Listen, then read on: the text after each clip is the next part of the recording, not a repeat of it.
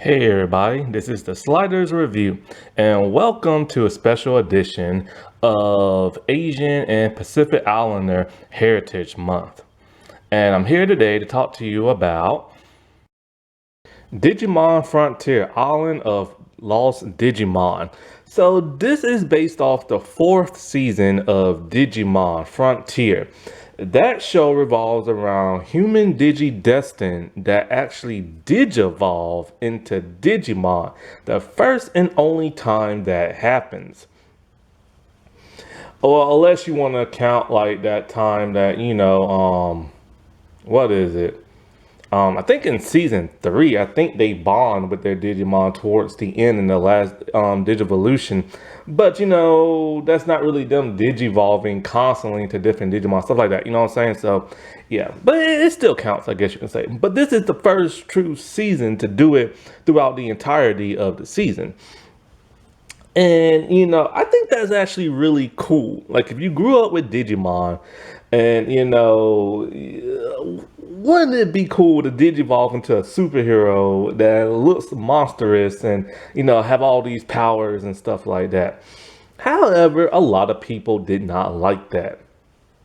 And at the time, it was considered the worst Digimon season ever until, of course, Digimon Fusion came out.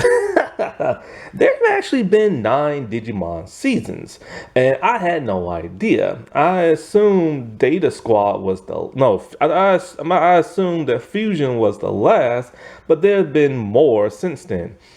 Now, one that actually came out today. However, like I said before, this one is based off of the movie of the series of season 4.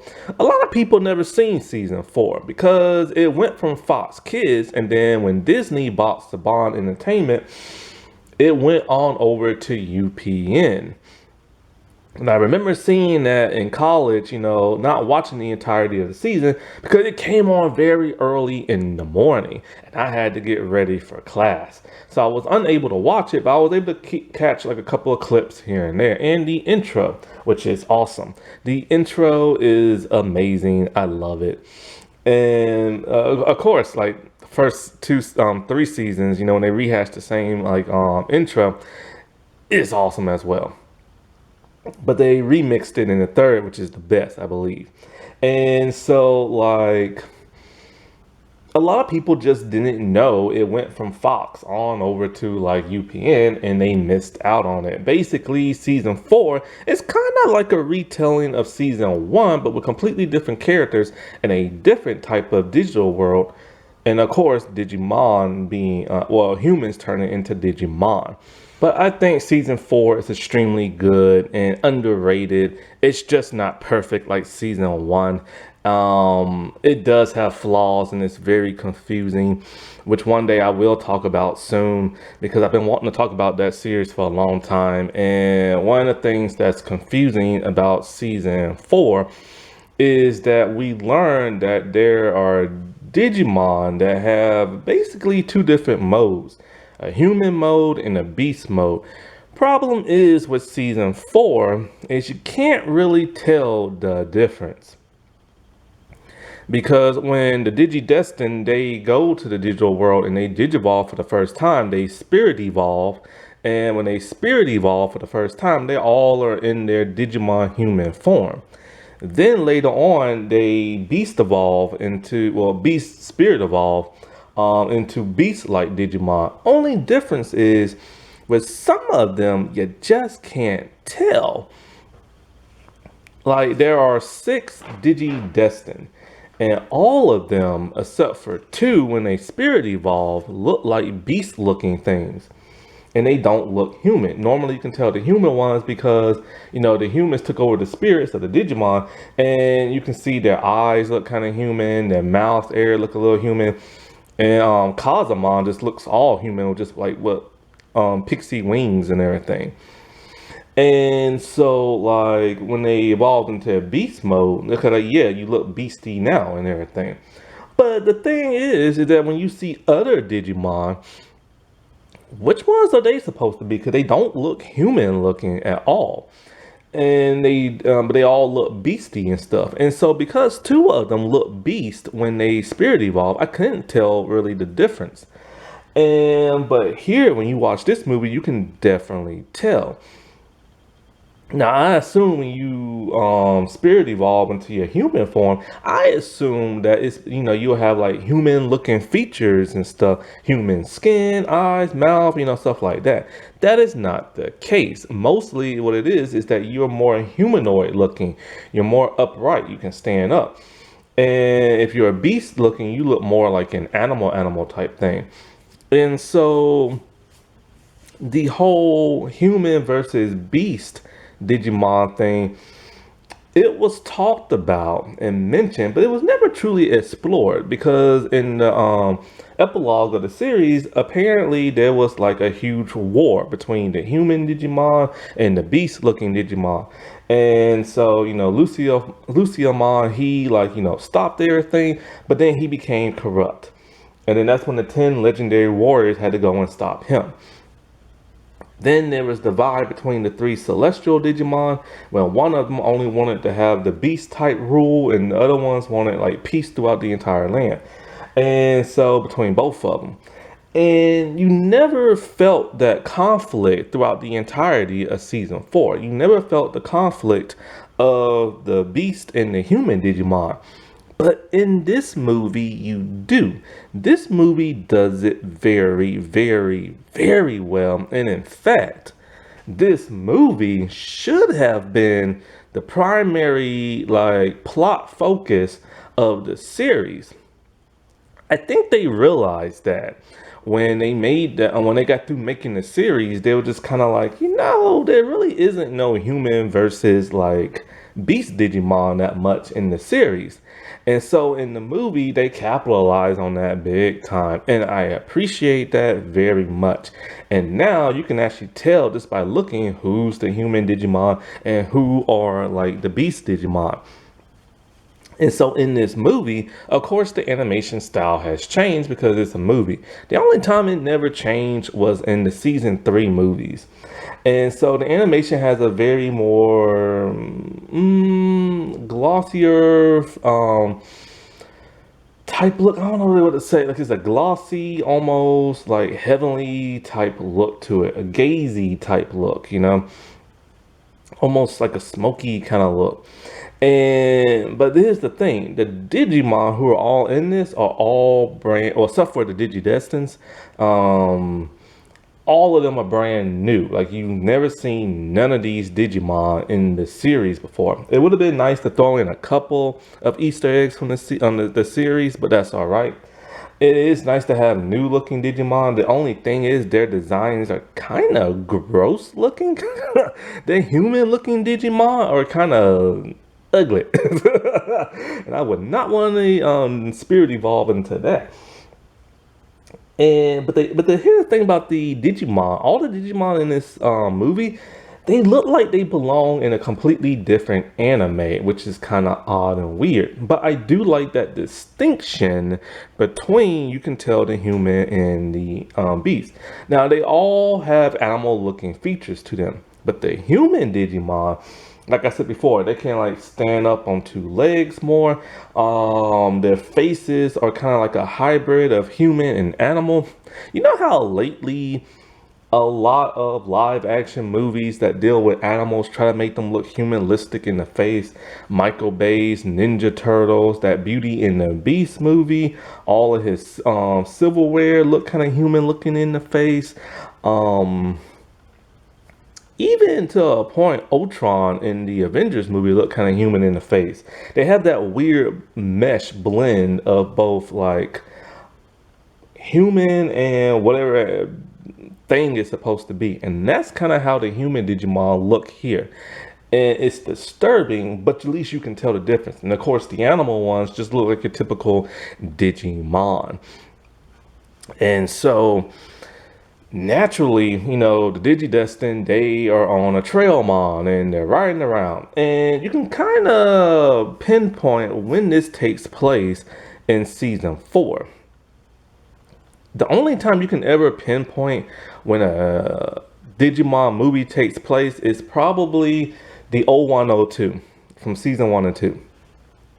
Season 3 is a little bit confusing. And other animes is confusing as well. Like all the Sailor Moon movies, I don't know when those take place. It is so confusing and them go on this side plot. But just like every anime movie, they always go on a different side plot that's completely different from the narrative of the show with a completely different villain. But here you can tell it takes place before they meet Seraphimon, and he loses his data and turns into an egg and turns into Patamon. So it takes place before that. So we still have Koji, who is really grumpy and mean and rude. And there's no like, Patamon or no like digital egg and stuff like that.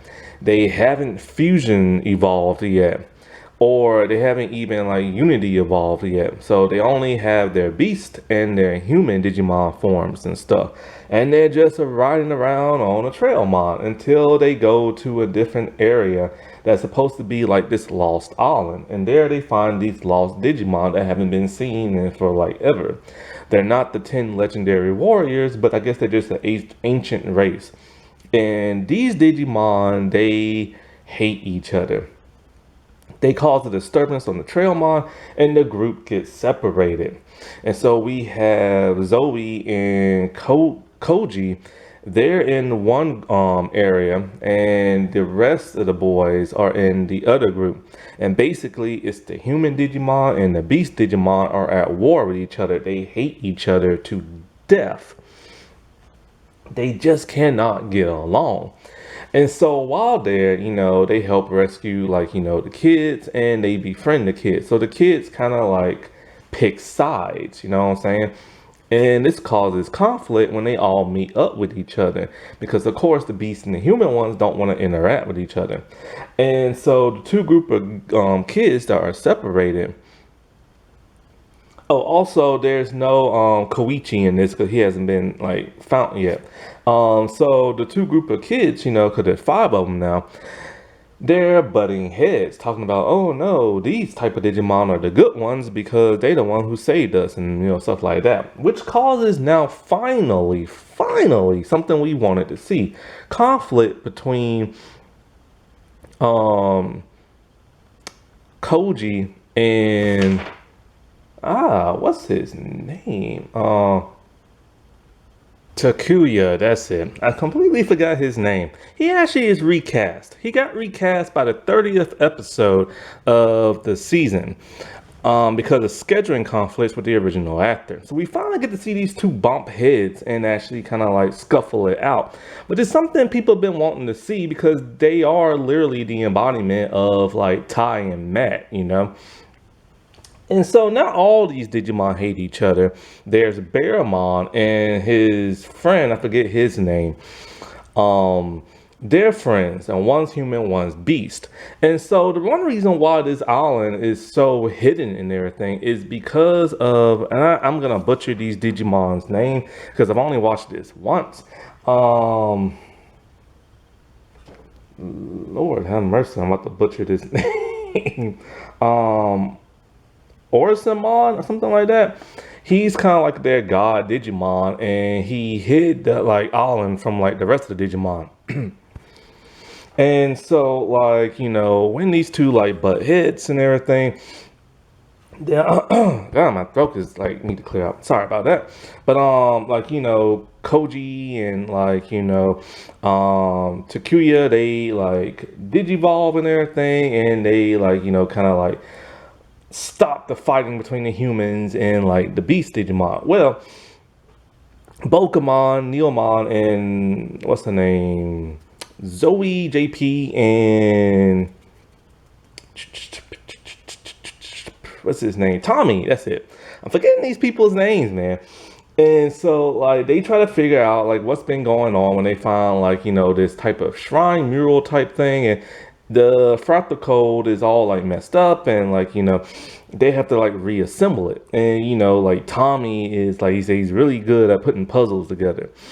Anyway, they try to like have a meeting between the human and the beast Digimon, try to get them to like, get along. And there are two elders that presides over both groups. One is um Hippogrenmon, who's like the beast leader and everything. Then there's the other one. I can't quite say that person's name. Darkmon or something like that, or the Archmon or something like that. And so he's like the leader of like the human ones and stuff. Well, of course they can't. Well, they can't really get along that well. And what's his name? The one person who's friend with Bearmon, he ends up sacrificing himself and he dies. This causes the big conflict and everything, and now there's a huge battle. Which now Takuya and Koji, they finally like made peace with each other, and they're trying to stop this war, while the other ones try to figure out what this mural is saying.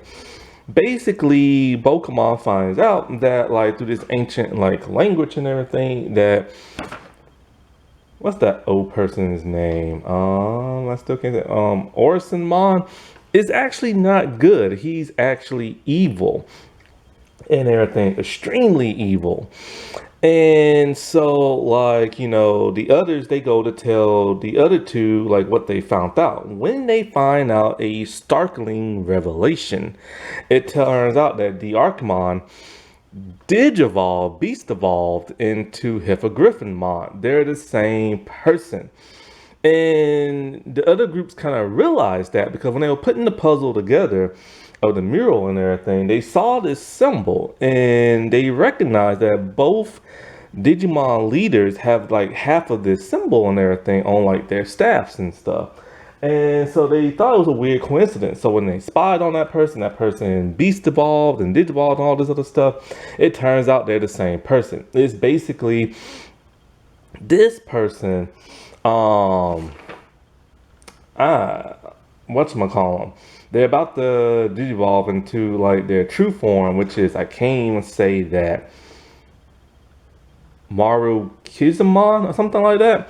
That's like that person's true Digiball form, but then it's kind of like, okay, so I guess that's their fusion Digivolution and stuff. And so this person wanted the beast and the humans to fight and hate each other and stuff like that on purpose, which is an interesting plot twist, and I really appreciate that. Basically, that person's trying to resurrect Orisanmon with the fractal code of like the falling dead and stuff. And that's what happens. And then so he gets like, reconstituted and everything and brought back. So of course then, all the Digidestins, they have to digivolve and they have to help out in the battle. By this time, they expose the big secret to the rest of the Digimon. So now the human Digimon and the beast Digimon are fighting together to take on this new duo threat and everything. Of course, all is saved and everything, and everybody's kumbaya with everybody, and then like it pretty much just ends after the two bad guys are defeated. And I gotta say, I really enjoyed this movie. Most Digimon movies aren't particularly well, I want to say that, like, Digimon the movie, like the American one, that's very confusing. And you have to watch the 3 shorts to figure out what the heck is going on exactly, because they matched them all together. But for the most part, it's an okay movie. It's just not what really I thought it was going to be. One problem I'm always having with Digimon movies is that it's normally the main person that gets the Digivolve, for the main 2. The rest kind of just don't. And that's one problem I had with the Digimon movie, is that the whole group didn't get to participate in everything because they were scattered throughout, like, the country or a different state. And that always bugged me about the Digimon movie. But I really, really enjoyed this. All the group got the Digivolve. They all got to, like, participate. There was an interesting twist. There was conflict and everything. But sadly, this movie bombed in Japan. Now, this movie came out in 2002 in Japan, but it didn't make it to America until 2005. And one of the reasons, because like I said before, Disney bought out like Saban, and they had to find like a new home for it and all this other stuff. Which, in fact, the theme song to this Digimon Frontier actually is now played for the Digimon '02 and Digimon '03 movies and stuff, because they didn't have the rights to the music of the Saban era and stuff. So this movie is really hard to track down. At first, I found it on YouTube many years ago, but there was a couple of parts missing. Now the entire thing's been taken down. But I think you might be able to find this on Daily Motion, I believe it's called, or something like that. You have to do some soul searching and stuff. But it is, in my opinion, a very good movie. The twist was enjoyable. I still enjoy season 4, but this is what season 4 should have been like. And they didn't really do that, and it really sucks. And because there are times where season 4 is basically just one giant story arc, and then there's kind of like a mid story arc, a tiny one and everything. And like I said before, I'll get into season 4 whenever I do talk about it. But it is a bit confusing, but it is enjoyable and everything. Happy Asian and Pacific Islander month, everybody. Alrighty, well, I'll talk to y'all later. Bye.